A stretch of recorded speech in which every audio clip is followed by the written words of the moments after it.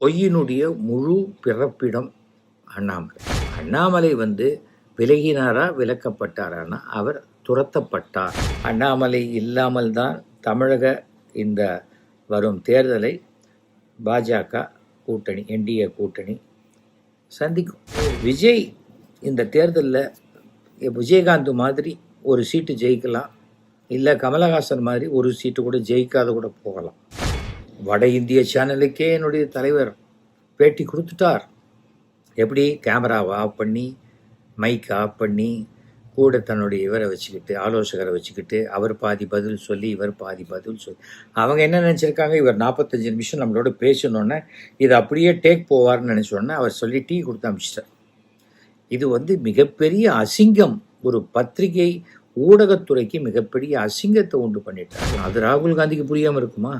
இங்கே இருக்கிறவங்க ஆசைப்படலாம், கூட்டணியில் பங்கு, ஆட்சியில் பங்கு நொங்கு வேணால் கொடுக்கலாம், ஜூன் ஜூலையில் கிடைக்கும், பங்கெல்லாம் கிடைக்காது. டயா பூஸ்டர் சுகரை கண்ட்ரோல் பண்ணும், உங்க ஆரோக்கியத்தை மீட்டு தரும். சர்க்கரையை கட்டுப்படுத்துறதுக்கான எளிமையான வழிமுறை, இயற்கையான வழிமுறை, அனைத்து மருந்து கடைகளிலும் கிடைக்கும். எல்லாருக்கும் வணக்கம். இன்றைய தமிழக அரசியல் சூழ்நிலை பற்றி நிறைய பேர் கேட்குறாங்க. தனித்தனியாக நான் எல்லா சேனலுக்கும் நான் பேட்டி கொடுக்கறதுங்கிறது ஒரு நடைமுறையில் சாத்தியமில்லாத ஒன்று. அதுதான் ஏன்னா இன்றைக்கி யூடியூப் சேனல்கிறது அப்படியே பெருகி போச்சு. இப்போ சினிமா தியேட்டர் அளவுக்கு எக்கச்சக்கமாக போயிடுச்சு. ஆனால் சினிமா தியேட்டர் இருக்கிற அளவுக்கு படங்கள் வராத மாதிரி இன்றைக்கி யூடியூப் சேனல் இருக்கிற அளவுக்கு நாட்டில் பரபரப்பான விஷயங்கள் நடக்கிறது இல்லை. ஆனால் அப்பப்போ நடக்கக்கூடிய விஷயங்களை எப்படியாவது பரபரப்பாக மாற்றணும்னு எல்லாருமே ஆசைப்படுறாங்க. மக்களும் அதைத்தான் விரும்புகிறாங்க அப்படின்னு மக்கள் சொல்கிறாங்களோ இல்லையோ, மக்கள் சார்பாக நாம் சொல்லிக்கிறோம்.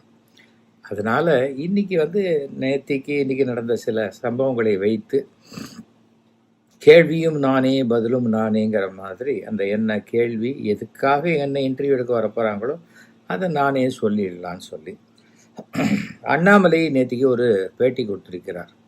அண்ணாமலைன்னா உங்களுக்கு தெரிஞ்சிருக்கும்னு நினைக்கிறேன். பிஜேபியில் மாநில தலைவராக இருந்தார். அதுவும் திடீர்னு மாநில தலைவராகி அதில் ஒரு 3 வருஷம் இருந்து என் வாழ்க்கையிலேயே நான் அதிமுகவோட கூட்டணி வைக்க மாட்டேன் அப்படின்னு சொல்லி சவால்லாம் விட்டு அந்த கூட்டணி அது வரவே சாத்தியமில்லாத ஒன்றாக ஆக்கி பண்ணினார். அப்புறம் இவர் தலைமையில் தான் பாராளுமன்ற தேர்தல் நடந்தது. 40 தொகுதியிலையும் பிஜேபி தோற்றுது தமிழ்நாட்டில், அதாவது 39+1. ஆனால் அப்போ கூட இவர் என்ன சொன்னார், எங்கள் வாக்கு சதவீதம் ரொம்ப வசந்துருச்சு, நாங்கள் இப்போ 27% இருக்கோம் அப்படியெல்லாம். இவருக்கே பிஜேபி தமிழ்நாடு அண்ணாமலை சொல்கிற மாதிரி 27% இருந்ததுன்னா தமிழ்நாட்டில் மொத்த ஜனத்தொகை 30 கோடி இருக்கணும். இப்போ நமக்கு 8 கோடி 8.5 கோடி ஓட்டு போடுறவங்க 6.5 கோடி பேர் தகுதியானவர்கள். அதில் ஒரு 6 கோடி 5.25 கோடி தான் ஓட்டு போடுவாங்க. ஏனென்றால் கடந்த சில காலங்களிலேயே தேர்தலில் பார்த்திங்கன்னா இந்த வெற்றி அடையக்கூடிய கட்சி, ஆட்சி அமையக்கூடிய கட்சிக்கும் ஆட்சியை இழக்கக்கூடிய கட்சிக்கும் 2.5 இல்லை 3 லட்சம் ஓட்டுகளுக்குள்ளே தான் முடியுது. அதாவது 1.5% இல்லை 2%க்குள்ளே முடிஞ்சிருக்கு. ஆனால் அதுக்குள்ளே ஒவ்வொருத்தருமே எனக்கு எத்தனை ஓட்டு வங்கி இருக்குது தெரியுமா, எனக்கு எப்படி இருக்கு. தமிழ்நாட்டில் ஓட்டு வங்கின்னு சொல்லிக்கக்கூடிய 2 பெரிய கட்சிகள் என்றால் அது திமுக அதிமுக மட்டும்தான். அதுக்கப்புறம் டிஜிட்டில் வர்றது எல்லாமே 2 டிஜிட்டில் வருதா 1 டிஜிட்டில் வருதாங்கிறதெல்லாம் தெரியாது. இதுதான் உண்மையான ஒரு விஷயம். எஸ்வி சேகருக்கு என்ன அரசியல் தெரியும்னு கேட்குறவங்களுக்கு நான் 1989 அரசியலில் இருக்கேன். நான் கட்சி அரசியலுக்கு வந்தது 2004. ஓகே, அந்த 2004லேயே கால்குலேட் பண்ணி பார்த்தாலே கிட்டத்தட்ட 22 வருஷம் அரசியல் அனுபவம். அதனால் ஒன்றுமே இல்லாத பேசுகிறவங்க எத்தனையோ பேருக்கு நடுவில் நான் பேசுகிறது சரியாக இருக்குதுன்னு நினச்சிக்கிறவங்க ஒருத்தர் இதை எடுத்துக்கங்க. பாக்கி பேர் இதை எடுத்துக்கணும்னு அவசியமே இல்லை. உடனே அறிவாலயத்துக்கு சொம்பு தூக்குற, அங்கே போய் இது கழுவி விடுற, உனக்கு 200 கிடைக்குது அப்படின்னு பேசுகிறவங்க முட்டாள்கள். அவங்களுக்கு ஒன்றும் தெரியாது. ஏனென்றால் நான் மயிலாப்பூர் எம்எல்ஏவாக இருந்தபோது 300 கோடி ரூபா வேலை நடந்ததுலேயே ஒரு பைசா கமிஷன் வாங்காத எம்எல்ஏவை நான் ப்ரூவ் பண்ணிட்டேன். இப்போ போய் எனக்கு 200 வாங்க வேண்டிய அவசியமே இல்லை. ஏன்னா என் ட்ராமாவில் நடிக்கிறவங்களுக்கே நான் 500 கொடுக்குறேன் குறைஞ்சபட்சம். அதனால் நீங்கள் எழுதுறதெல்லாம் என்ன வேணால் எழுதிக்கலாம். ஒரு பீடியும் சிங்கிள் டீயும் இருந்தால் என்ன வேணால் எழுதுறதுக்கு பேர் தான் சோஷியல் மீடியா. அது எழுதுறதுக்கு எல்லாருக்கும் உரிமை இருக்குது. அதை படிக்கணுங்கிற இஷ்டம் இருந்தால் படிப்பேன், இல்லைன்னா பிளாக் பண்ணிட்டு நான் போயிட்டே இருப்பேன். அவ்வளோதான். நம்ம விஷயத்துக்கு வருவோம். அண்ணாமலை திடீரென்று எங்கள் அப்பாவுக்கு உடம்பு சரியில்லை, டயாலிசிஸ்க்கு அழைச்சிட்டு போனோம், பார்த்துக்கிறதுக்கு யாருமே இல்லை. இந்த மாதிரி சூழ்நிலையில் நான் நயினார் நாகேந்திரன் கிட்ட சொல்லிட்டேன், தலைவர்கிட்ட, என்னால் இந்த 6 தொகுதி பொறுப்பை ஏற்றுக்கொள்ள முடியாது அப்படின்னு. அதாவது நயினார் நாகேந்திரன் தலைவர்கிட்ட தான் சொல்லிட்டீங்களே, இப்போ எதுக்கு வந்து பப்ளிக்கில் சொல்கிறீங்க? யோசிச்சு பாருங்கள். இல்லை, இந்த விஷயம் இவர் விலகினா விலகிட்டு போட்டோம் அப்படின்னு இருக்கக்கூடிய சூழ்நிலையில் அதை ஒரு பெரிய பேசு பொருளாக்கி, அடாடா அண்ணாமலை போயிட்டாரா, ஐயோ இனிமேல் பிஜேபிக்கு எதிர்காலமே இல்லாத போயிடுமே அப்படின்னு ஒரு 10 பேர், ஏன்னா காசு கொடுத்தாக்க கூவத்தானே செய்வாங்க, அது மாதிரி அந்த மாதிரி பேசி அவங்கெல்லாம் உடனே அண்ணாமலை எப்படியாவது வரணும், அண்ணாமலைக்கிட்டேயே இந்த 234 தொகுதியும் கொடுத்துருங்க, அண்ணாமலை சொல்கிறபடியே கேளுங்க, அண்ணாமலைக்கு கீழே இபிஎஸ்ஸை மண்டி போட வைங்க, அப்படியே நயினார் நாகேந்திரன் அண்ணாமலை வீட்டு வாசல்லையே காத்திருக்க சொல்லுங்க, அப்படியெல்லாம் நடக்குங்கிற ஒரு கனவு. அந்த கனவு தான் பெரிய பிரச்சனையாக இருக்குது. ஏனென்றால் அண்ணாமலைக்கு ஆரம்பத்திலேயே எதையுமே மிகைப்படுத்தி பேசுவது, பொய்யை அதிகமாக சொல்வது, இந்த வாட்சி தெரியுமா, இந்த பிளேன் வந்து நேற்றுக்கு பாம்பேயில் மோதித்தில் அந்த 2 பால் பகுதி அந்த சைட்லேருந்து எடுத்து ராத்திரியோட ராத்திரியாக எனக்கு ஒருத்தன் பண்ணி கொடுத்தான் அப்படின்னு சொல்கிறது தான் அந்த ட்ரெண்ட். அப்படியா, ஆமாம் சும்மாவா, இது விலை 15 லட்ச ரூபா, எனக்கு ஒருத்தன் வந்து 6 ரூபா 50 பைசா கொடுத்துட்டு போயிருக்கான். 6 ரூபா 50 பைசாக்கா, யார்? அதெல்லாம் நான் சொல்ல முடியாது. இந்த மாதிரியான பேச்சுக்கள் தான் அவர்கிட்ட ஜாஸ்தி. நான் வந்து 2 லட்சம் புஸ்தகம் படிச்சிருக்கேன், 20,000 புஸ்தகம் படிச்சிருக்கேன், எதை வேணால் சொல்லலாம். ஏதோ கொஞ்சம் ஞாபக சக்தி இருக்கிறதுனால படித்து கடை அடித்து பாஸ் பண்ணி ஒரு ஐபிஎஸ் ஆஃபீஸர் ஆகி ஏதோ வந்துட்டார். இப்போ நம்ம விஷயத்தில் எடுத்து பார்த்திங்கன்னா, பாரதிய ஜனதா என்பது எப்படின்னா அந்த ஆர்எஸ்எஸ் சித்தாந்தம். டெல்லி சொன்னால் நீ கேட்கணும், இல்லையா அவ்வளோதான், அவுட். அதுதான் அவங்களது. வந்து பேசி கண்ணா இல்லைடா கண்ணா பார்த்து கூட சொல்லலாம் அப்படிலாம் பேசவே மாட்டாங்க அவங்க.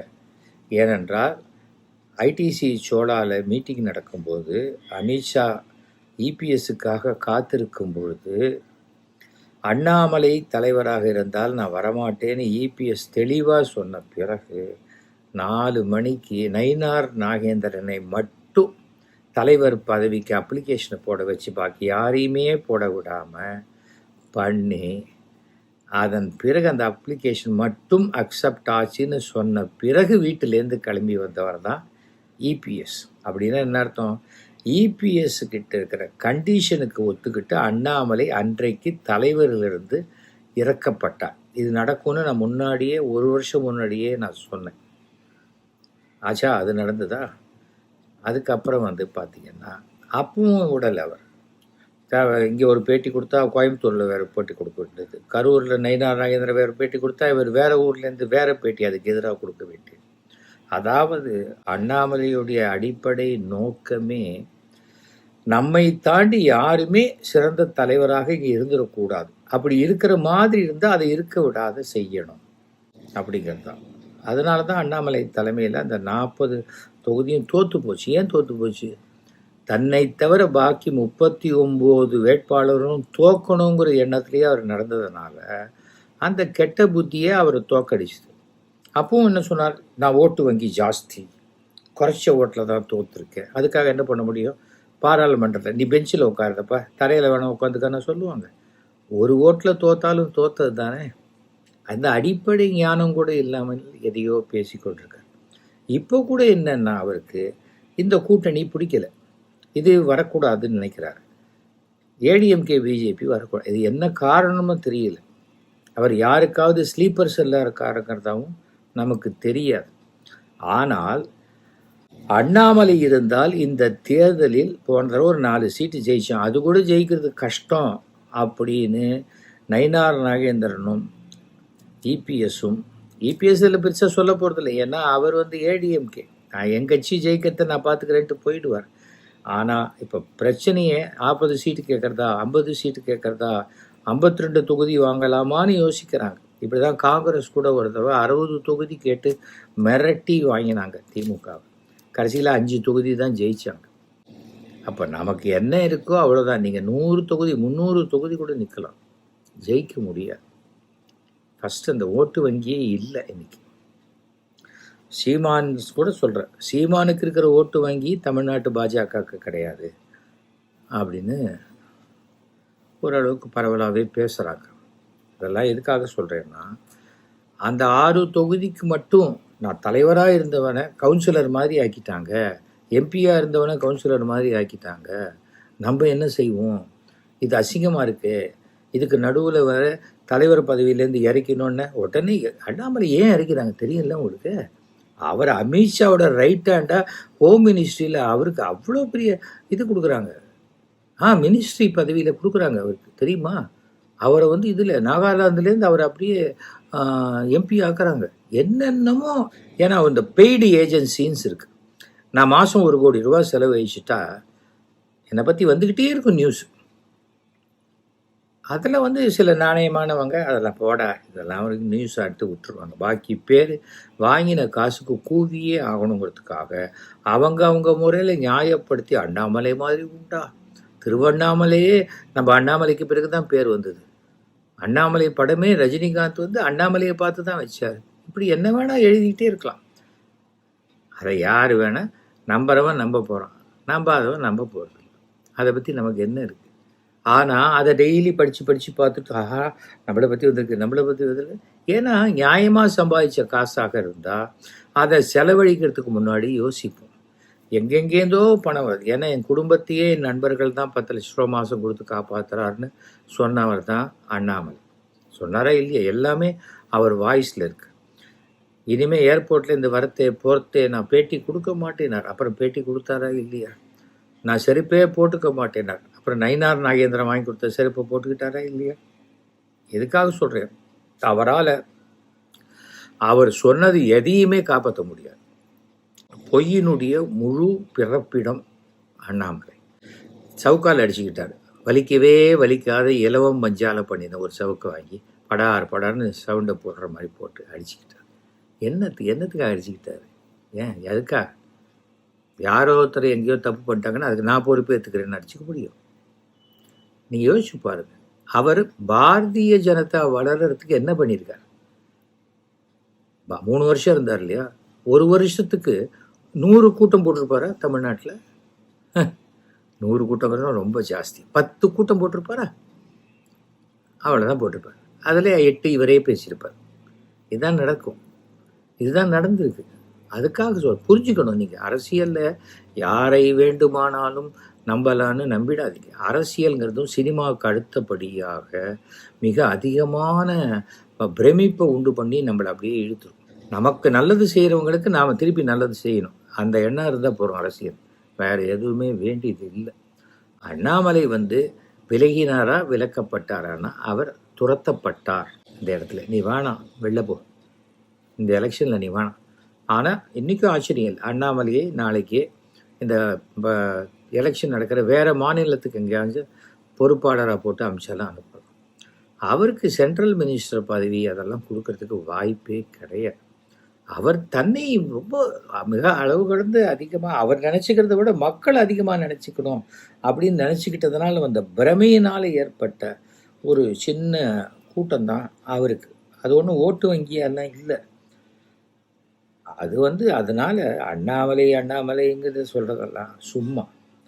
பாரதிய ஜனதா தமிழ்நாட்டில் இந்த ஜாதி மத அரசியல், சாமியை வச்சு அரசியல் பண்ணுறது அதெல்லாம் எடுபடாது. தமிழ்நாடு வித்தியாசம். திருச்செந்தூர் கோயிலுக்கு 10 லட்சம் பேர் போவாங்க, பழனிக்கு 10 லட்சம் பேர் போவாங்க. 10 லட்சம் பேர் ஒரே கட்சிக்காக ஓட்டு போடுறாங்க, 10 கட்சிக்கு ஓட்டு போடுவோம். அவன் கடவுள் பக்தி வேற, அவன் ஓட்டு போடுற சாய்ஸ் வேற. ஓட்டு போடுறதுன்னு எதுக்காக போடுறாங்க? எந்த அரசு நமக்கு நல்லது செய்யுதோ அந்த நல்லவே நமக்கு தொடர்ந்து கிடைக்கும்னா அந்த அரசுக்கு மறுபடியும் ஓட்டு போடுவோம். அந்த மாதிரி பார்த்திங்கன்னா திமுகவுக்கு தான் மறுபடியும் போடுவோம்.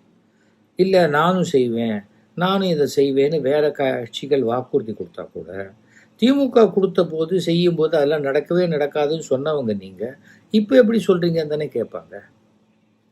தவிர தமிழ்நாட்டு மக்களுக்கு ஒன்றுமே தெரியாதுன்னு நினைக்கக்கூடாது. படித்தவங்களை விட படிக்காதவர்கள், ஏழைகள் ரொம்ப தெளிவாக இருக்கக்கூடிய அரசியல் களம்தான் தமிழ்நாடு. அதை புரிஞ்சுக்கணும். அதை புரிஞ்சிக்காத வரைக்கும் இங்கே ஜெயிக்கிறது ரொம்ப கஷ்டம். அது கூட்டணியோட தயவில் பலத்தில் ஜெயிக்கலாம். ஆனால் அண்ணாமலை அதிமுகவை, ஜெயலலிதாவை எல்லாரையும் விமர்சித்ததுக்கு என்னதான் எடப்பாடி கதறினாலும் தொண்டர்கள் பிஜேபிக்கு ஓட்டை டிரான்ஸ்ஃபர் பண்ண மாட்டாங்க. அதுதான் நடக்கும். இதுதான் நடக்க போகுது பாருங்க. இதான் என் கணிப்பு. பல தேர்தலில் நல்லா வந்திருக்கு. அதுக்காக நான் சொல்கிறேன். அதனால திருப்பி அண்ணாமலையை ஐயோ அவரே விலகிட்டாரே, அப்பா உடம்பு சரியில்லைன்னு அப்பா உடம்பு சரியில்லைன்னா பார்த்துக்க இவர் குடும்பத்தையே யாரோ ஃப்ரெண்ட்ஸ் தான் 10 லட்ச ரூபா கொடுத்து பார்த்துக்கிறேன்றாங்க. இப்போ அதுக்கு மேலே இன்றைக்கி அண்ணாமலைக்கு எத்தனையோ ஆயிரக்கணக்கான கோடி ரூபா சொத்து இருக்குதுன்னு பல இதில் அண்ணாமலை ஃபைல்ஸ் அளவுக்கு எல்லா சேனல்லையும் நிறைய சோஷியல் மீடியாவில் நான் படிக்கிறேன்.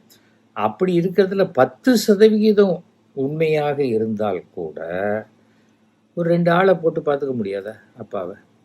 24 ஹவர்ஸ்க்கு அவரை அட்டென்ட் பண்ணுறதுக்கு ஒருத்தர், அப்புறம் இந்த ஹாஸ்பிட்டல் அங்கெல்லாம் அழைச்சிட்டு போயிட்டு வரத்துக்கு, டயாலிசிஸ் பண்ணுறதுக்கு. இன்ஃபேக்ட் அண்ணாமலைக்கு இருக்கக்கூடிய வசதிக்கு ஒரு டயாலிசிஸ் மிஷினையே வீட்லேயே வாங்கி போட்டுடலாம். டாக்டர் மாத்திரம் டயாலிசிஸ் பண்ணினா போதும். ஒரு ஏசி ரூம் பண்ண முடியாதா இவருக்கு? பெங்களூரில் ஏதோ அப்பார்ட்மெண்ட் கட்டுறாருங்கிறாங்க, அது கட்டுறாருங்கிறாங்க, என்னென்னமோ சொல்கிறாங்களே. இது பண்ண முடியாதா? இல்லை இதுக்கு நடுவில் இவர் தொகுதியை பார்த்துக்கிட்டா இதுக்கு நடுவில் அங்கேருந்து போய் ஒரு 1 ஹவர் அப்பாவை பார்க்க முடியாதா? இல்லை ராத்திரி இப்போ எந்த தேர்தல் பிரச்சாரமாக இருந்தாலும் ராத்திரி 10 மணிக்கு மேலே பிரச்சாரம் கிடையாது. 10 மணிக்கு மேலே வீட்டுக்கு போயிட்டு காலையில் 8 மணி வரைக்கும் வீட்டில் இருந்து அப்பாவை பார்த்துக்கிட்டு அதுக்கப்புறம் கிளம்பி தேர்தல் பணியை கவனிக்க முடியாதா? சொல்லுங்கள். இப்படியெல்லாம் இருக்கும்போது ஐயோ என்னமோ நானே கூட இருந்து பார்த்துக்கணும், எனக்கு வேறு வழியே இல்லை. அதாவது பொய் சொல்கிறதுலையும் வளர்கிறதுலையும் ஒரு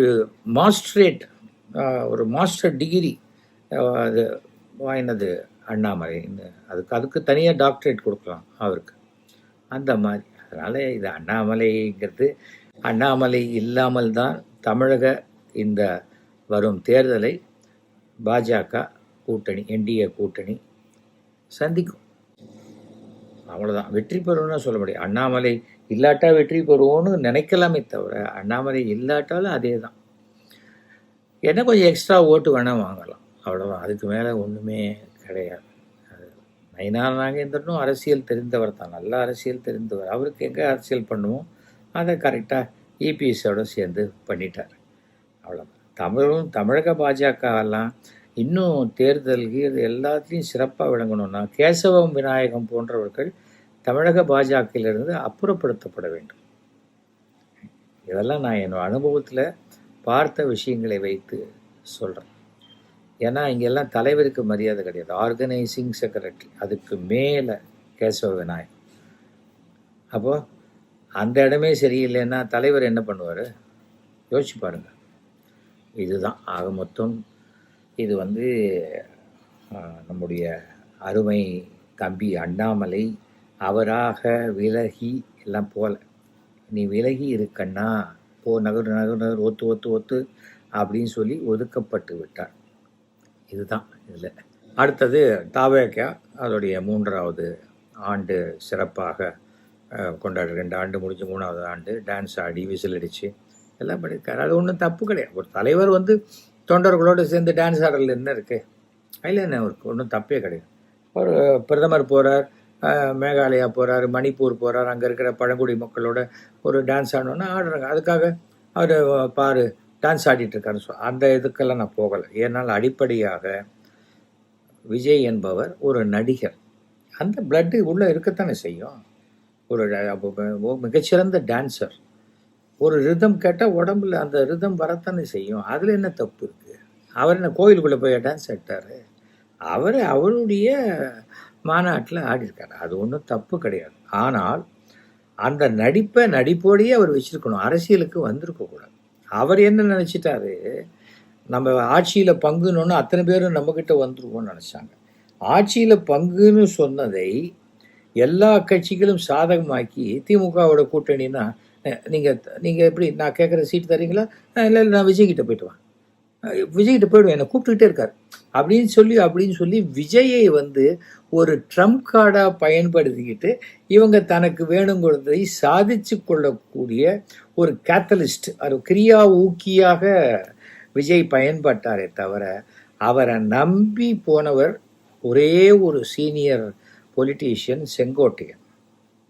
அவர் ஜெயலலிதா காருக்கு பிரச்சார வாகனத்துக்கு முன்னாடி கீழே அப்படி உட்காந்துருப்பார். அம்மா பேசுவாங்க, வணக்கம் மாம்பாங்க, அம்மா பேசி போனோன்னு சரன்னு கிளம்பி அடுத்த பாயிண்ட்டுக்கு போய் ரெடி பண்ணுவார். அதை தன்னை விட ஒரு 30 வயசு வயதில் சின்ன விஜய்கிட்ட அவர் கும்பிடு போட்டு கீழே உட்காந்து பண்ணுவாரான்னு தெரியாது. தவிர என்றைக்குமே அரசியல் கட்சி அது ஒரு சினிமாலேருந்து வர்றதுன்னா சினிமா ரசிகர்களும் அரசியல் தொண்டர்களும் இணைஞ்சு பணியாற்றுறது ரொம்ப கஷ்டம். உனக்கு என்ன தெரியும், தலைவர் எனக்கு எத்தனை வருஷமாக தெரியுமா, ஓரமாக போ அப்படிமா ரசிகன். ஆனால் அந்த கட்சி தொண்டனான பிறகு கட்சி சொன்னாங்க ஒத்து போ அப்படின்ட்டு தான் போவாங்க. அந்த டிசிப்ளினே இன்னும் இவங்களுக்குள்ள வரலை. இது முழுக்க அவரால் இந்த கட்சியுடைய கட்டுக்கோப்பில் கொண்டு வர முடியல. தவிர விஜய் இந்த தேர்தலில் விஜயகாந்த் மாதிரி ஒரு சீட்டு ஜெயிக்கலாம், இல்லை கமலஹாசன் மாதிரி ஒரு சீட்டு கூட ஜெயிக்காத கூட போகலாம். ஆனால் விஜய்க்கு ஜனநாயகன் கடைசி படம் அல்ல. கண்டிப்பாக அவர் ஜூனுக்கு அப்புறம் படம் பண்ணுவார். ஓகேயா? அவர் ஜாதக ராசி நடிகராகத்தான் இருக்கணும்ன்ற. அவர் அரசியலுக்கு ஆசைப்படலாம். மறுபடியும் அடுத்த படத்தில் அவர் சீஃப் மினிஸ்டராகவே ஆக்ட் பண்ணிடலாம், ஒன்றுமே பிரச்சனை கிடையாது. அவ்வளோதானே, என்ன இருக்குது? நான் கூட தான், நான் டிகிரி படிக்கலை, டிப்ளமா தான் படித்தேன். எங்கள் அம்மாவுக்கு ரொம்ப வருத்தம். அதுக்கப்புறம் பார்த்தா எத்தனை படத்தில் கலெக்டராக நடிச்சிட்டேன், போலீஸ் ஐபிஎஸ் ஆஃபீஸராக நடிச்சிட்டேன், வக்கீலாக நடிச்சிட்டேன், ஜட்ஜாக நடிச்சிட்டேன், எல்லாம் நடிச்சிட்டேன். அவ்வளோதான். எது வேணுமோ அந்த ஃபோட்டோ எடுத்து மாட்டிக்க போகிறோம். இது என்னங்க இது? எல்லாரும் படித்த படிப்பு டிகிரி வழியாக ரோட்டில் சுற்றுறாங்க. அதெல்லாம் ஒன்றுமே கிடையாது. அதனால் விஜயோடைய அவர் கடையை திறந்து வச்சுட்டு வாங்க எல்லாரும் பார்ட்னர்ஸ்னார். அவரை தவிர வரல. ஒரு 4-5 கட்சியில் இருந்த ஆதவ அர்ஜுனா ஆரம்பத்திலே ஒரு மாதிரி ஒரு சின்னதாக ஒரு ரூட்டு போட்டு கரெக்டாக விஜயை ட்ராப் பண்ணி உள்ளே கொண்டு சேர்ந்துட்டார். உலகத்துலேயே நீங்கள் பார்த்துருக்கீங்களா? நான் இந்த ஃபோனுடைய கேமராவை ஆஃப் பண்ணிட்டு இந்த இதெல்லாம் சவுண்டையும் எடுத்துகிட்டு நான் ரெக்கார்ட் பண்ணி இந்த ரெக்கார்டிங் எப்படி இருக்குன்னு உங்கள்கிட்ட கேட்டால் உங்களுக்கு எவ்வளோ கோவம் வரும். அதுதான் NDTV இன்டர்வியூ. வட இந்திய சேனலுக்கே என்னுடைய தலைவர் பேட்டி கொடுத்துட்டார். எப்படி கேமராவை ஆஃப் பண்ணி மைக் ஆஃப் பண்ணி கூட தன்னுடைய இவரை வச்சுக்கிட்டு ஆலோசகரை வச்சுக்கிட்டு அவர் பாதி பதில் சொல்லி இவர் பாதி பதில் சொல்லி அவங்க என்ன நினச்சிருக்காங்க, இவர் 45 நிமிஷம் நம்மளோட பேசணுன்னே இதை அப்படியே டேக் போவார்னு நினச்சோன்னே அவர் சொல்லி டீ கொடுத்து அனுப்பிச்சிட்டார். இது மிகப்பெரிய அசிங்கம். ஒரு பத்திரிகை ஊடகத்துறைக்கு மிகப்பெரிய அசிங்கத்தை உண்டு பண்ணிட்டார் விஜய். அது புரிஞ்சுக்கணும். என்னுடைய 17 வயசில் ஒரு மிகப்பெரிய நடிகர் வீட்டுக்கு நான் டேப் ரெக்கார்டர் எடுத்துகிட்டு போகிறேன் ரேடியோ ப்ரோக்ராமுக்காக. எங்கள் அப்பா சொல்லியிருக்காரு, அவர் கிளம்பிடுவார் 8 மணிக்கு போயிடு அப்படின்னு. போனேன். 8:30 மணி 8:45 ஆச்சு. அவர் வரவே இல்லை. வாசலில் உட்காந்துருக்கேன், யாருமே இல்லை. கொஞ்ச நேரம் கேட்டால் இல்லையே ஐயா பின்வழியாக போயிட்டார். பின்வழியாக போயிட்டாரா? அப்படி என்ன கடன் அவருக்கு அப்படின்னு நான் யோசிச்சுக்கிட்டு நான் வீட்டுக்கு வந்துட்டேன். அப்பா கேட்டார், ரெக்கார்ட் பண்ணலையான்னு. நான் ரெக்கார்ட் பண்ணல. அவர் எங்கே இருக்கா? அவர் ஏவிஎம்லேயோ வாகினிலேயோ இருக்கார். அப்போ அங்கே போயிட்டாங்க. நான் போக மாட்டேன். அங்கே ரெக்கார்டிங் ஸ்டூடியோலாம் இருக்குது, அங்கே ரெக்கார்ட் பண்ணி சொல்லி அந்த டேப்பை இங்கே அனுப்ப சொல்லுங்கள். நான் போக மாட்டேன். நான் அப்போ எவ்வளோ நேரம் வெயிட் பண்ணிட்டேன், நான் போக மாட்டேன்னா அப்படின்னு சொல்லி அந்த பாட்டை சொன்னேன். அப்படிப்பட்டவன் நான். சுயமரியாதையை என்றைக்குமே எழுந்துடக்கூடாது. ஆனால் விஜய் என்ன நினச்சிருக்கா, தனக்கு தான் அதிகமான சுயமரியாதை இருக்குது, பாக்கி யாருக்குமே எதுவுமே இல்லை. சினிமா நடிகனுங்கிறவன் யார்? நாம் காசு கொடுத்து பார்த்தா தான் அவன் வாழ்க்கையே. யாருமே படம் பார்க்கலன்னா என்ன சினிமா? நான் உள்பட, ரஜினி உள்பட யாராக இருந்தாலும் அதனால தான் ரஜினி என்னை வாழ வைத்த தெய்வங்களே அப்படிம்பார். இதுதான் புரிஞ்சுக்கணும். அதனால் விஜய் இந்த இந்த ரேஸ்லலாம் இல்லை. விஜயை யூஸ் பண்ணிட்டாங்க, எல்லாரும் யூஸ் பண்ணிக்கிட்டாங்க. இப்போ லேட்டஸ்ட்டாக பிரேமலதா அவர்கள் விஜய் கூப்பிட்றாங்க, போங்க, என்ன இருக்குது. பிரேமலதா இப்போ அவங்க தனியாக நின்று ஜெயிச்சிருப்பாங்களா? இதுக்கு முன்னாடி ஒரு கூட்டணி அமைக்கலையா? விஜயகாந்த் இருக்கும் பொழுதே விஜயகாந்தோடைய ஓட்டு வங்கி சரிந்து மிக சின்ன லெவலுக்கு வந்துருச்சு. இப்போ தன்னை ஃப்ரெஷ்ஷாக வர விஜயகாந்தாக இவங்க நினைத்து கொண்டு ஏகப்பட்ட டீல்லாம் பேசினா, அரசியலில் என்னென்னா இவனை சும்மா விட்டால் எங்கேயாவது போய் சேர்ந்து 1% கூட்டிடுவான், அதுக்கு மேலே நம்மளாவது கூட்டு வச்சுக்கலாம் அப்படிங்கிற எண்ணம் தான். அதுக்கு மேலே ஒன்றுமே கிடையாது. ஏன் இப்போ சீமான் வரவே மாட்டேன்றார், அதுக்கப்புறம் ஏன் கப்பல் பண்ணல? அவர் வரமாட்டார்ப்பா, தெரியும் நிச்சயமாக, விட்டுரு, அவ்வளோதானே, போயிட்டாங்கல்ல. இவங்க தானே அல்லாடிட்டு இருக்காங்க. அதே போல் பாமக எடுத்துக்கிட்டாக்க அப்பா பையனுடைய சண்டை என்றைக்கு இருந்தாலும் எல்லாருக்கும் எனக்கு அன்புமணி மேலேயும் நல்ல ரெஸ்பெக்ட் உண்டு, ராமதாஸ் ஐயா மேலேயும் ரெஸ்பெக்ட் உண்டு. ஒரு தந்தையை எதிர்க்கக்கூடிய தனையனை அந்த வன்னியர்கள், அந்த வகுப்பினர் விரும்ப மாட்டாங்க. என்னது இது, சொந்த அப்பாவையே எதிர்க்கிறது அப்படின்னு தான் அவங்க கேட்பாங்க. அதனால் அந்த ஓட்டு வாங்கி அவங்களாலேயே அவங்களுக்குள்ள பாதிக்கும். அதனால் இது ஒன்றும் பிரச்சனை. இன்றைக்கி இருக்கக்கூடிய சூழ்நிலையில் பார்த்திங்கன்னா காங்கிரஸ் வந்து திமுகவோடு தான் போகணும்னு நான் ஆரம்பத்திலேயே சொன்னேன். எப்படின்னு கேட்டாங்க. காரணம் என்னன்னு சொன்னால், இன்றைக்கி திமுகவுக்கிட்டேருந்து காங்கிரஸ் பிரிஞ்சுதுன்னு சொன்னால் அங்கே இண்டு கூட்டணிக்கு பெரிய பிரச்சனையாயிடும். இன்றைக்கி ராகுல் காந்திக்கு மிகப்பெரிய சப்போர்ட்டாக இருப்பது திமுக. 40 சீட்டுக்கு அப்படியே 39-40 சீட்டையும் ஜெயிச்சு கொடுத்த அத்தனை ஃபுல் டீம் அதை வந்து இவர் என் சகோதரர் என் ராகுல் அப்படின்னு சொல்லி ஸ்டாலின் வந்து அந்த இன் கூட்டணி அப்படி பலப்படுத்தி வச்சுருக்காரு. சரி, நீங்கள் தனியாக போனால் இங்கே மாத்திரம் தனியாக போவீங்க, அங்கே ஒன்றுவா இருக்கணுமா, நாங்கள் தனியாகவே இருக்கோம் அப்படிம்பாங்க. அப்படி ஒரு சூழ்நிலையில் திமுக காங்கிரஸை கழட்டி விட்டுடுச்சுன்னா உலகத்திலேயே அதிகமாக சந்தோஷப்படுறது பிஜேபியார்கள். அப்போது திமுகவுக்கு என்ன வேணுமோ நாங்கள் செய்ய தயாராக இருக்கோம் அப்படின்னே பிஜேபியே வரலாம். ஏன் பிஜேபி திமுக கூட்டணியில் இல்லையா? இருந்ததில்லை 10 வருஷம், அவ்வளோதான். அதை புரிஞ்சுக்கணும். அது ராகுல் காந்திக்கு புரியாமல் இருக்குமா? இங்கே இருக்கிறவங்க ஆசைப்படலாம், கூட்டணியில் பங்கு, ஆட்சியில் பங்கு நொங்கு வேணால் கொடுக்கலாம், ஜூன் ஜூலையில் கிடைக்கும், பங்கெல்லாம் கிடைக்காது. அது அங்கே தமிழ்நாட்டில் அது பழக்கமே கிடையாது. இபிஎஸ் கூட கொடுக்க மாட்டார். ஆனால் இபிஎஸ்க்கு அந்த பிரச்சனை கிடையாது, ஆட்சிக்கு வரும்போது தானே அந்த பிரச்சனை. அதனால் அது இப்போ இந்த தேர்தலில் அது இல்லை. இதனால் வந்து இந்த விஷயத்துலேயும் இதெல்லாம் கேட்கப்பட்ட கேள்விகள், கூட்டணி எப்படி திருமாவளவன் அவர் என்ன இருந்தாலும் அவர் வந்து திமுகவை விட்டு போக மாட்டாருங்கிறது என்னுடைய நம்பிக்கை. ஏனென்றால் அந்த பக்கம் அவர் பிஜேபியில் கூட்டணிக்கு போக முடியாத ஒரு சூழ்நிலை அவருடைய கொள்கை விஷயத்துலேயும் சரியுது. ஆனால் திருப்பியும் இன்னைக்கு ஸ்டாலின் அவரை கூப்பிட்டு அரவணைத்து கொடுக்கக்கூடிய மரியாதை அவருக்கு வந்து விஜய் கிட்ட கிடைக்காது. காத்திருக்கணும், சேர்ற அன்றைக்கி பார்ப்பாங்க, அவ்வளோதான். இல்லை நான் கிளம்புறேன்னா அன்றைக்கி வேணால் பார்க்கலாம். அதுக்கு நடுவில் பார்க்கறதுக்கு உண்டான வாய்ப்பு ரொம்ப குறைச்சல். அது விஜய்க்கு வந்து விஜயோடைய நேச்சர். யாராவது ஒரு ஹஸ்பண்ட் அண்ட் ஒய்ஃபுக்கு போய் விஜய் வீட்டுக்கு பத்திரிக்கை கொடுக்க போகணும், விஜய்கிட்ட போகணுன்ட்டு அந்த சினிமா துறையை சேர்ந்தவங்க போனாலே மாடியிலேருந்து இறங்கும்போது, என்ன இவ்வளோ கூட்டமாக வந்திருக்கீங்க, இது ஹஸ்பண்ட் அண்ட் ஒய்ஃப் 2 பேரும் சேர்ந்து போனதே கூட்டம்னு நினைக்கிறவர். அவரை சந்திக்கும் போது யாருமே அவரை சந்திக்கக்கூடாது, அவர் விருப்பப்பட்டால் தான் சந்திக்கலாம் அப்படிங்கிற மனோபாவம் உடையவர். ஆனால் அவருக்கு பின்னாடி ஒரு பெரிய கூட்டம் இருக்கணும், அந்த கூட்டங்கிறது தான் அவருக்கு அந்த கரூரில் அப்படிப்பட்ட ஒரு ஆப்பு அடிச்சுது. 41 உயிர்கள் பலியானதுங்கிறது எவ்வளோ பெரிய விஷயம். வாழ்க்கையில் ஒரு கார் தப்பாக ஒருத்த மேலே காரை ஏற்றிட்டு அவன் செத்து போயிட்டா கூட வாழ்க்கை முழுக்க அவனை தூங்க விடாது அந்த அந்த பிரச்சனை. ஆனால் தன்னால் இவர் லேட்டாக வந்தார், இப்போது அங்கே நில்லுன்னா நிற்கலை, எல்லா தவறையும் செஞ்சுட்டு சிபிஐக்கு போனார். கடைசியில் இவரே சிபிஐயில் போய் உட்காந்து 7 மணி நேரம் 8 மணி நேரம் உட்காந்து பதில் சொல்லும்படியான சூழ்நிலை. அவருக்கு தெரியல டெல்லின்னா எப்படி, மத்திய அரசு வட இந்தியர்கள்லாம் எப்படி நடந்துப்பாங்க, ஏன்னா நாங்கள் தான் எல்லாம் அப்படிங்கிற மாதிரி நடந்துப்பாங்க.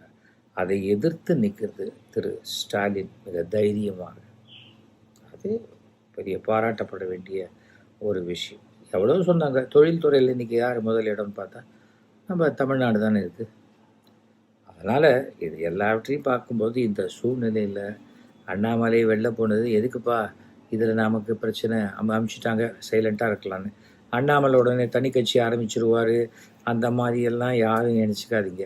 அந்த மாதிரி ஒரு செஞ்சால் அவ்வளோதான். டெல்லி என்ன பண்ணணும்னு அண்ணாமலைக்கு தெரியுதா? அதனால் அது ஒன்றும் பெரிய பிரச்சனை கிடையாது. அதனால் டெல்லி வந்து எல்லாத்தையும் வாட்ச் பண்ணி எல்லா ரிப்போர்ட்டையும் கையில் வச்சுக்கும். எந்த ஃபைல்ஸும் யாரும் எங்கேயும் கொண்டு போய் கொடுக்க வேண்டாம். ஆனால் அதை எப்போ பயன்படுத்துகிறோமோ அப்போ பயன்படுத்துவாங்க. ஆனால் இதையெல்லாம் தாண்டி மக்கள் செல்வாக்கு அப்படின்னு ஒன்று இருக்கும் பொழுது அந்த மக்கள் செல்வாக்கு தான் ஜெயிக்கும். நமக்கு 1000 விஷயங்கள் நம்ம சொல்லலாம், ஆனால் அதெல்லாம் பிரயோஜனமே கிடையாது. இன்றைக்கி இருக்கிற சூழ்நிலையில் மகளிருக்கு இலவச பஸ்ஸு, அதில் மாதம் 1000 ரூபா ஒரு பெண்மணி அதில் சேவ் பண்ணலாம் பஸ் சார்ஜில். ஆச்சா, அப்புறம் மகளிர் உதவித்தொகை, அதுக்கப்புறம் படிக்கிற காலேஜ் படிக்கிற பொண்ணுக்கு 1000 ரூபா, பையன், அப்புறம் மார்னிங்கு சத்துணவு, மதிய உணவு, சைக்கிள், இதெல்லாத்தையும் தாண்டி இந்த +2 மாணவர்களுக்கு கம்ப்யூட்டர். இதெல்லாம் பார்த்திங்கன்னா ஒரு குடும்பத்துக்கு திமுக அரசு இன்றைக்கி இருக்கிற சூழ்நிலையில் கிட்டத்தட்ட 6000லேருந்து 7000 ரூபா வரைக்கும் நலத்திட்ட உதவிகளாக செய்து கொண்டிருக்கிறார்கள். இது தொடரணும் அப்படின்னு நினைக்கும் போது அவங்க திமுகவுக்கு தான் ஓட்டு போடுவாங்க. இதில் எந்த மாற்றமும் கிடையாது. தவிர வந்து இன்றைக்கி பார்த்திங்கன்னா எத்தனையோ இடத்துல நீர்நிலைகள், பிரிட்ஜஸ்ஸு, ரோட்ஸு எல்லாம் பண்ணியிருக்காங்க. ஆனால் இந்த ரோடு பள்ளமாக இருக்குது அப்படி சில பேர் சொல்லலாம். கண்டிப்பாக எல்லா இடத்துலையும் 100% நேர்மையானவர்கள் இருக்க மாட்டாங்க. கான்ட்ராக்டில் கமிஷன் அடிக்கணும்னு நினைப்பாங்க, ரோடு போடும்போது கொஞ்சம் எடுத்துக்கணும்னு நினைப்பாங்க, எனக்கு இந்த கவுன்சிலர் கொடுக்கணும், அவருக்கு கொடுக்கணும், இவர் கொடுக்கணும். எந்த ஆட்சி வந்தாலும் அது நடக்கத்தான் செய்யும்.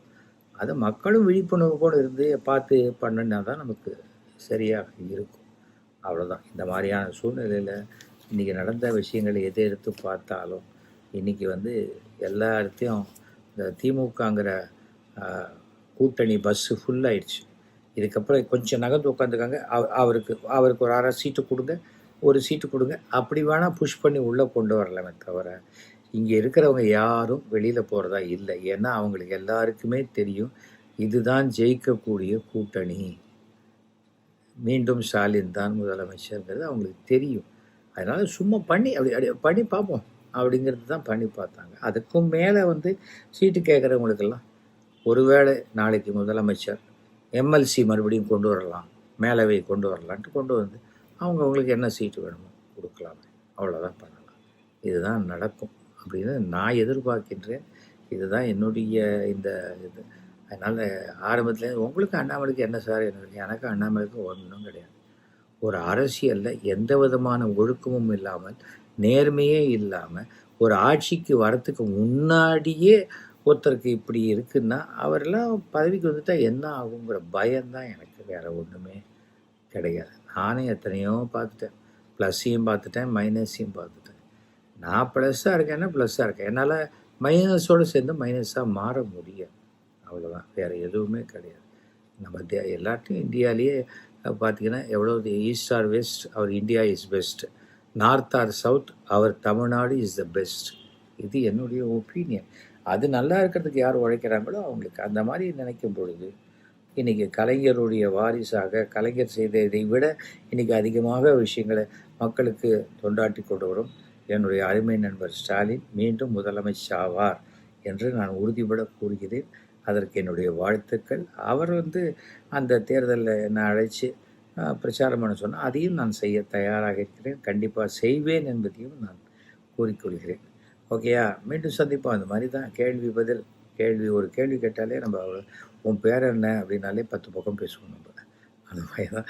யாராவது என்னுடைய கருத்துக்களுக்கு நல்லா இருக்குதுன்னு நினைக்கிறவங்க 9841023545 ஃபோன் பண்ணி சொல்லுங்கள். நல்லா இல்லைன்னு நினைக்கிறவங்க அப்படியே பேசாமல் விட்டுருங்க, எதுக்கு ஒரு காலை வேஸ்ட் பண்ணிக்கிட்டு. ஓகேயா, நன்றி, வணக்கம்.